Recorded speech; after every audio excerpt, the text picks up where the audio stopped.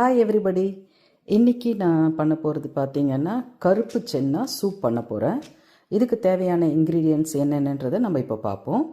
கருப்பு சென்னா, இஞ்சி பூண்டு பேஸ்ட்டு, உப்பு, வெங்காயம், தக்காளி, புளி, கருவேப்பிலை, கொத்தமல்லி, தாளிப்புக்கு கடுகு, ஒரு காஞ்ச மிளகாய் எடுத்திருக்கேன். அரைக்கிறதுக்கு பேஸ்ட்டாக கொஞ்சம் துவரம்பருப்பு ஒரு ஸ்பூன் இல்லை 1.25 ஸ்பூன் எடுத்துக்கலாம். தனியா, மிளகு, சீரகம், கொஞ்சம் மஞ்சள் பொடி, ஒரே ஒரு காஞ்ச மிளகா.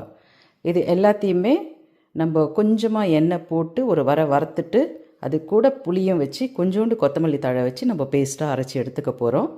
இது இப்போ எப்படி பண்ண போகிறோன்றதை நம்ம பார்க்கலாம். சென்னாவை முந்தின நாள் நைட்டே தண்ணியில் கழுவி ஊற வச்சு நம்ம வைக்கணும். ஸோ 8 hours குறைஞ்சபட்சம் நம்ம ஊறிச்சின்னா சென்னா நல்லாயிருக்கும். நான் ஆல்ரெடி சென்னாவை ஊற வச்சு வச்சுருக்கேன்.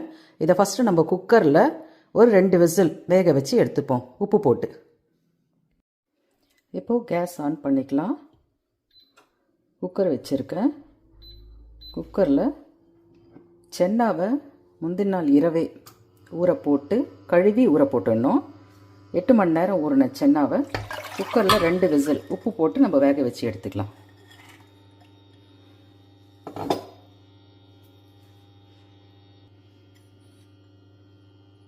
சென்னா வேகிறதுக்குள்ளே நம்ம மசாலாவை ரெடி பண்ணிடலாம்.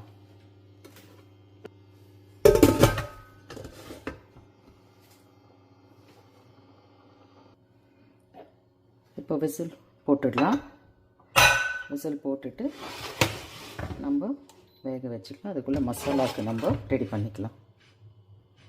மசாலாவுக்கு கொஞ்சமாக ஆயில் போட்டுக்கலாம். ஆயில் கொஞ்சம் சூடாகட்டும். ஆயில் சூடாகிடுச்சு.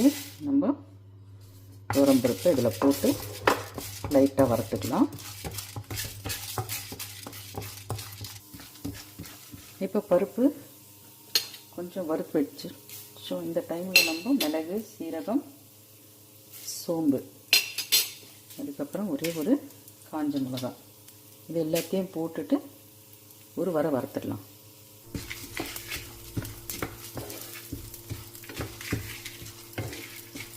இப்போ நல்லா வறுத்தாச்சு. இந்த டைமில் நம்ம கேஸ் ஆஃப் பண்ணிவிட்டு கொஞ்சம் ஆற விட்டு அரைக்க போகிறோம். இப்போ பார்த்திங்கன்னா மசாலா நல்லா ஆறிடுச்சு. இப்போ நம்ம இதை கிரைண்ட் பண்ணிக்கலாம். அதுக்கு முன்னாடி நம்ம புளி ஆட் பண்ணிக்கலாம். புளி நீங்கள் தண்ணி ஊற்றி ஊற வச்சு நல்லா கரைச்சியும் நீங்கள் சூப்பில் ஊற்றிக்கலாம். நான் கொஞ்சம் அரைச்சியே ஊற்றிடுவேன். மஞ்சள் பொடி போட்டுக்கலாம். இது கூட மசாலா எல்லாமே சேர்த்துட்டு இப்போ நம்ம ஒரு ஃபைன் பேஸ்ட்டாக இதை அரைக்க போகிறோம். கொஞ்சம் கொத்தமல்லியும் இதில் நான் ஆட் பண்ணியிருக்கேன். இதை நம்ம அரைச்சி பேஸ்ட் ஆக்கிடலாம். இப்போ பார்த்திங்கன்னா மசாலா நான் அரைச்சி கொண்டு வந்துட்டேன். பாருங்கள் எவ்வளோ கலர்ஃபுல்லாக இருக்குது. கொத்தமல்லி போட்டதுனால பெப்பர் ஸ்மெல்லே ரொம்ப நல்லா இருக்குங்க. இப்போ வெங்காயம், தக்காளி நான் கட் பண்ணி வச்சுட்டேன். நம்ம இப்போ சூப்பு தாளிச்சிடலாம். இப்போ நம்ம சூப்புக்கு தாளிச்சிடலாம். ஃபஸ்ட்டு எண்ணெய் ஊற்றிக்கலாம்.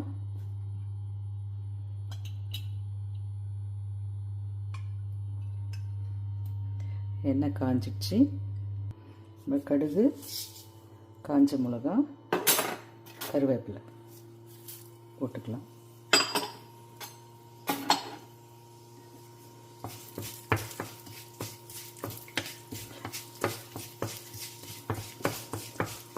கடுகு கொஞ்சம் வெடிக்கட்டும்.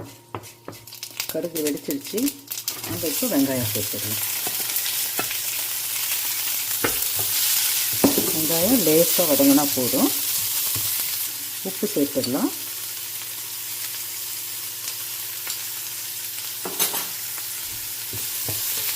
இப்போ தக்காளி சேர்த்துடலாம்.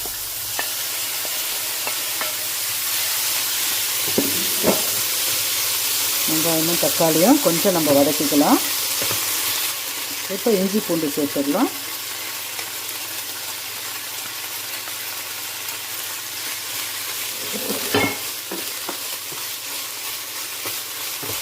இப்போ அரைச்ச மசாலாவை சேர்த்துடலாம்.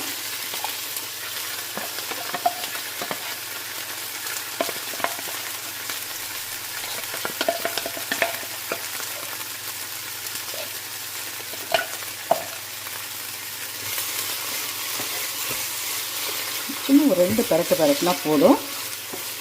இப்போ சென்னா வெந்துச்சான்னு செக் பண்ணி பார்த்துட்டு அதுலேயே இதை நம்ம ட்ரான்ஸ்ஃபர் பண்ணிடலாம். இப்போ சென்னா வெந்துருச்சான்னு பார்ப்போம். பாருங்கள், சென்னா நல்லா வெந்துடுச்சு. இப்போ நம்ம தண்ணியை கொஞ்சம் இந்த மசாலாவுக்கு எடுத்துக்கலாம். மசாலா கழுவி ஊற்றிக்கிறதுக்கு இந்த தண்ணி யூஸ் பண்ணிக்கலாம். ஸோ அரைச்ச மசாலாவை குக்கரில் கொட்டிக்கலாம்.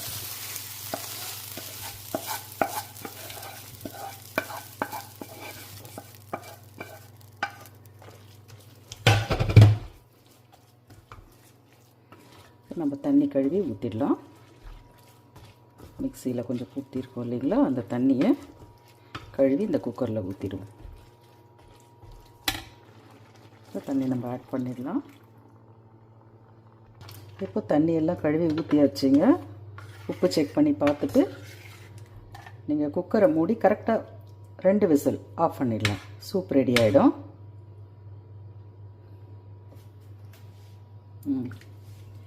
கரெக்டாக இருக்குங்க உப்பு எல்லாமே. குக்கரை மூடி கரெக்டாக 2 whistle, soup ready. Soup ready ஆகிடுச்சுங்க. எப்படி இருக்குன்னு பார்ப்போம். பாருங்கள், அருமையான சென்னா சூப் ரெடி.